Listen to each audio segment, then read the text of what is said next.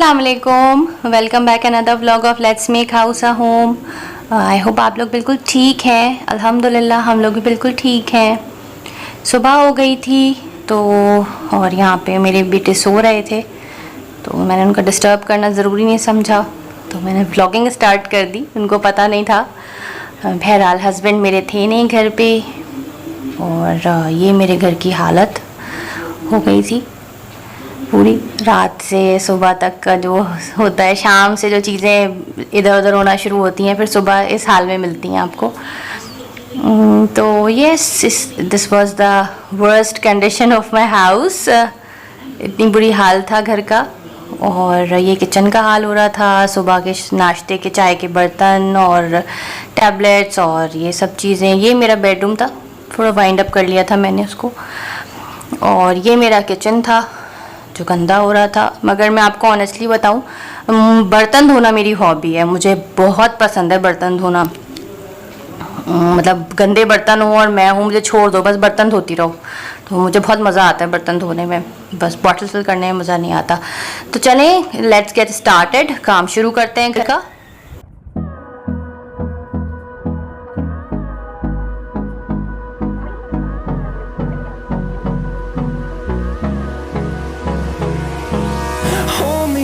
Till I get up, time is barely on our side. I don't wanna waste what's left.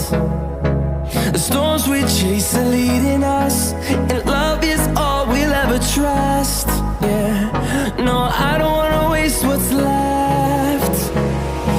And on we'll go, through the wastelands, through the highways, till my shadow turns to sun rays. And on we'll go, through the wastelands, through the highways. And on we'll go.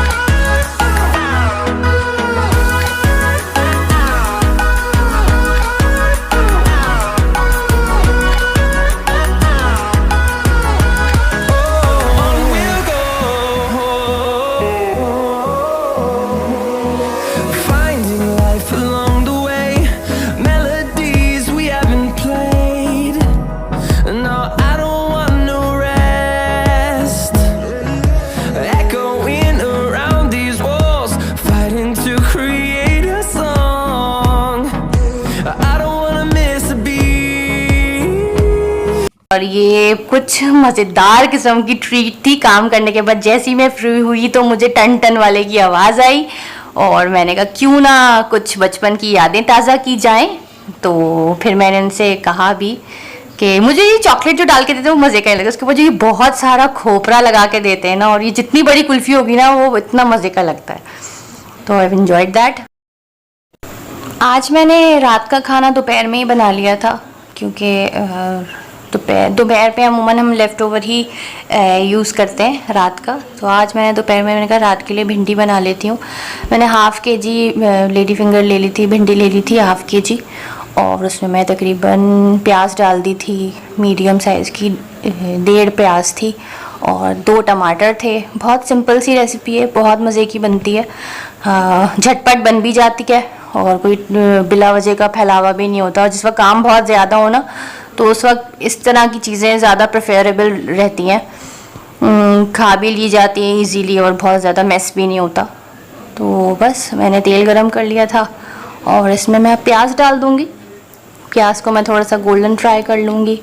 आसान है और बहुत सुकून वाली recipe है, आप जल्दी जल्दी बना के रख सकते हैं। शाम का खाना, जैसे गर्मियाँ आ रही हैं, अब बहुत ज़्यादा किचन में आपसे खड़ा नहीं हुआ जाता, हर किसी से भी नहीं खड़ा हुआ जाता, तो बहुत प्रेफरेबल रेसिपी है। और ये मैंने जेली बना दी थी अपने बेटे के लिए, उनका आज बहुत मूड था और मैं ला के रखती हूँ घर में जेली क्योंकि मेरे बेटे को बहुत पसंद है, मैं डिफरेंट फ्लेवर्स की ले आती हूँ। तो बस यहाँ प्याज गोल्डन ब्राउन हो गई थी, इसको मैं थोड़ा सा स्टर कर लूँगी। बाकी फिर मैंने इसमें प्याज जब लाल हो जाए आप बस इसमें भिंडी डालें और भिंडी चलाएं और उसके बाद मतलब बहुत कन्वीनियंट रहता है गर्मियों में, हल्के फुल्के खाने आप इस तरह से बना लें तो बहुत आसान रहता है।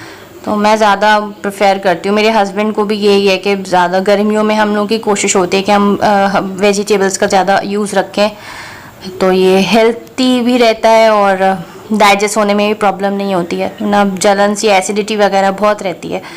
बस फिर मैं इसमें ये टमाटर डाल दूँगी, टमाटर डाल दिया मैंने इसमें और बस, और इसमें कुछ भी नहीं डलेगा। प्याज, आपने प्याज को गोल्डन ब्राउन करना है, उसमें आपने भिंडी डालनी है, भिंडी डालने के बाद आप इसमें टमाटर डाल देंगे, आप इसमें एकदम नमक, लाल मिर्च डालेंगे। बस अब आप इसको पकने के लिए रख दें और देखें माशाल्लाह से इसका कलर कितना खूबसूरत लग रहा है और ये होती भी बहुत मज़े की है। तो मेरे बेटे की तो खैर से फेवरेट है, मेरे बेटे की, मेरी और मेरे हस्बैंड की। बस अब आप इसको कुछ ना करें, आप कैप लगा के इसको दम पे ही रख दें ताकि ये अपनी ही भाप में गल जाएगी और अपनी स्टीम में पक जाएगी और ये बस तैयार है। फिर आप जब ये देखें कि भिंडी गल गई है तो आप इसको अच्छी तरह से भून लें और डिश आउट कर लें। दैट्स इट, बहुत आसान है।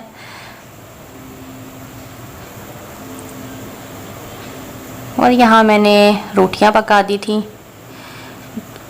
घर की रोटियां सही रहती हैं, बाहर से आप खाएं तो कुछ ना कुछ डिस्टर्बेंस ही रहती है। तो हम लोग जब भी बाहर से रोटी मंगवाते हैं तो नेक्स्ट डे कुछ ना कुछ, कभी किसी को दर्द हो रहा होता है या कुछ तबीयत ख़राबी हो रही होती है, तो हम लोग अवॉइड करते हैं बाहर से रोटी मंगवाना। और यहाँ मेरी भिंडी तैयार थी अल्हम्दुलिल्लाह। और यहाँ रोटियाँ भी मैंने बना ली थी, रोटियाँ मेरी पक चुकी थी। और बस ये था हमारा आज का डिनर जो मैंने शाम में ही रेडी कर लिया था। अल्हम्दुलिल्लाह हो गई थी सारी चीज़ें वक्त पे, शुक्र अल्हम्दुलिल्लाह।